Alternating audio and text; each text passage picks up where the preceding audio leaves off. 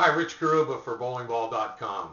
I want to give you the third part of this series of articles we've done on tips for first-time bowlers at the 2011 USBC Open Championship. This is part 3, and what we want to talk about is a 2011 condition. And let's get right to it. You're going out there for the first time, and you don't know what to expect. Well, first of all, if you go to the administrative area, the lane graphs of the lane oil pattern will be posted for you. They are also posted online if you want to do some research on your own for that. However, essentially what's important to know is this year, and if you've never been there before, we don't necessarily need to compare to any previous years. The condition is going to be a fairly easy condition to hit the pocket, but not maybe as easy as your house conditions. Your house conditions are usually described as the USBC red pattern, and usually there'll be a block pattern with a lot of oil in the middle of the lane to help steer the ball down the lane, not hook too soon, and you can get to the pocket pretty easily. High percentage of pocket hits, the better you're going to score.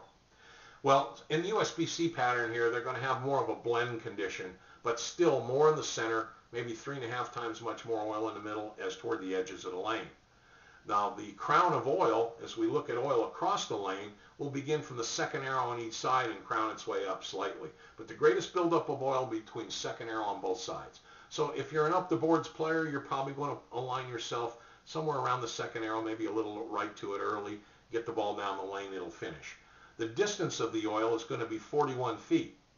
And the down lane ratio will be more oil on the front part, less in from, say, 17 feet to 30 feet, and from 30 to 41 feet, the least amount of oil yet. So the oil will be tapered down the lane as well as cross the lane. Now the down lane ratio tells you your length potential, how much skid you'll get. And your cross lane potential will talk to you about how to line up on the lane initially and what type of adjustment you need as you continue bowling and as the lanes change. So we suggest you get your bowling ball arsenal set up. If you're only going to take 3 bowling balls, you're limited. If you're an up-the-boards player, make sure you have 1 ball because there's going to be a good amount of oil, maybe a reactive resin or something that's aggressive enough if there's a lot of oil on the front part of the lane to help you get into a good roll, and the ball will transition in the mid lane. You don't need and don't expect a lot of back-end hook because the distance is fairly long.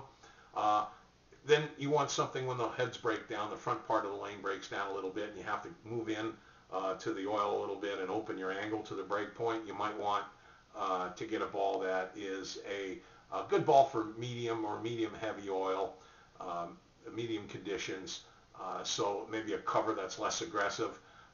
That would be something we suggest for you.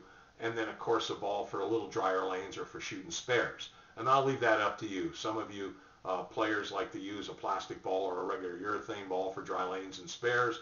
Some of you like to use a ball that is a mild cover stock, and then you smooth out the cover stock with a fine textured grit pad and then a little polish over it. All those things are personal and individual to your game.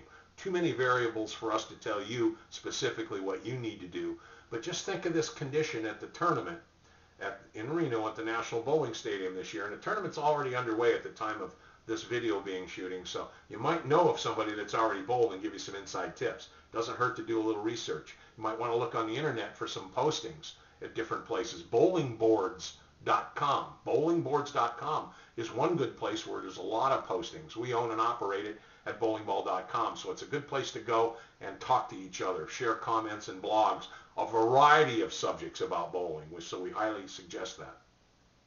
But anyway, I hope some of these tips about the oil helps you. Remember, 10 to 10 is where the greatest buildup is across the lane.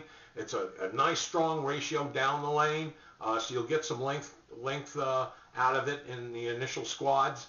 The net effect is with these strong blends both down and across the lane, we should have a good route to the pocket consistently if you're sharp and on your game, and we think we'll see some pretty good scores out there. So it's going to be a fair and equitable condition this year, and I think you're going to enjoy your experience out in Reno.